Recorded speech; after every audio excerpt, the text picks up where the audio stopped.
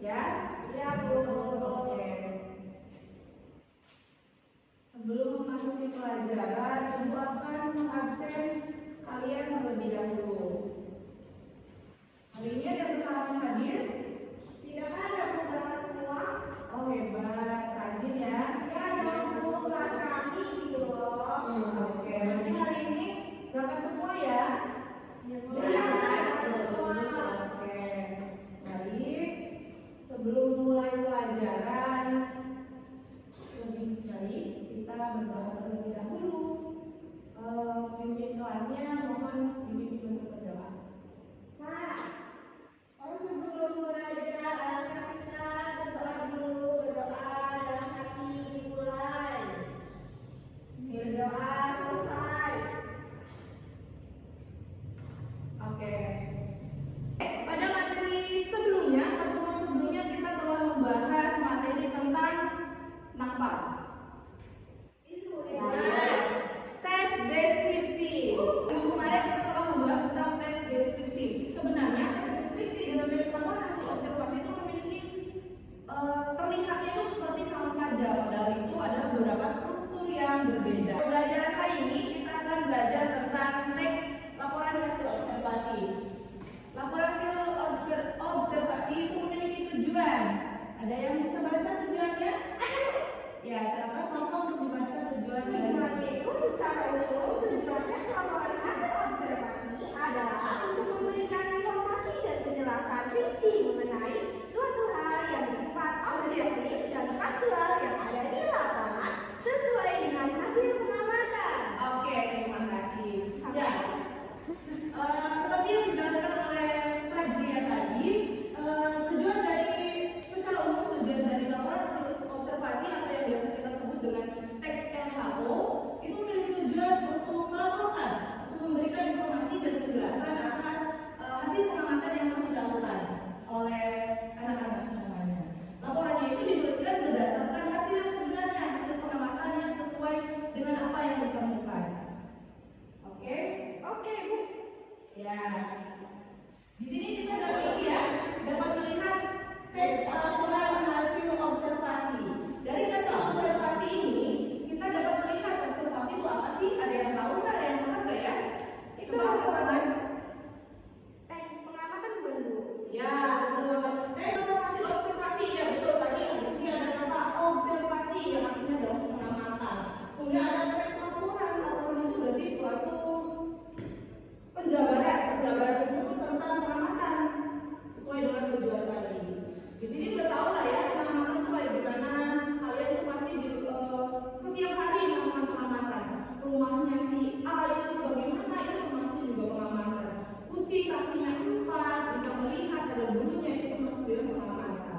Setiap hari kalian pasti melakukan pengamatan, tapi pengamatan di sini kalian tidak dituliskan, tidak dilaporkan, karena pengamatannya yang bersifat ya sekedar pengamatan saja. Tetapi ketika kalian di sekolah memiliki tugas pengamatan, yaitu pengamatannya harus kita laporkan. Nah, laporan dari hasil pengamatan kalian itu dirangkum dalam teks laporan hasil observasi materi namanya. Materi selanjutnya yaitu ada struktur teks laporan hasil observasi. Di sini strukturnya itu terdapat 2 struktur. Yang pertama, pernyataan umum atau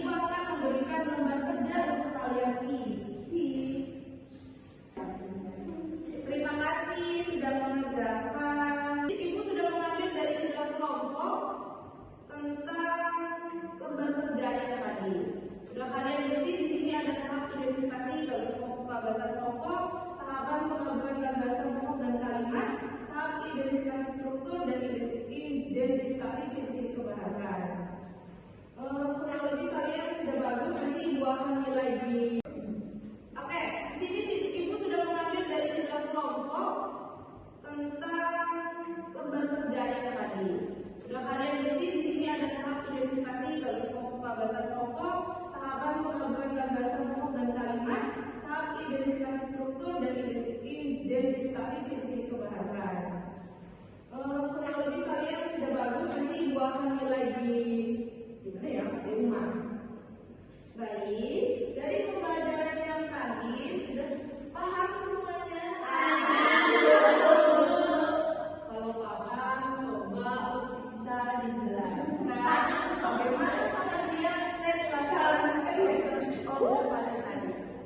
Kalau observasi merupakan sebuah laporan berdasarkan pengamatan dari manusia kita yang bisa dilihat, dirasakan, didengar. Oke. Ya, kurang lebih begitu ya. Nah, sekarang udah mau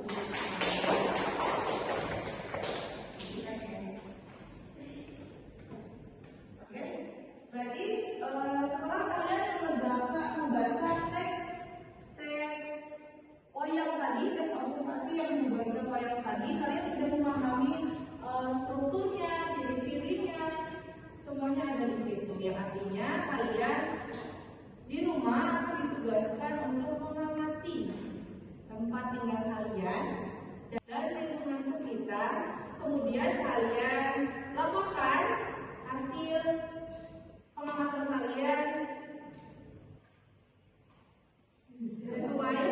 sesuai dengan kaidah yang sudah dibahas tadi. Kita kumpulkan minggu depan, oke? Oke, Bu.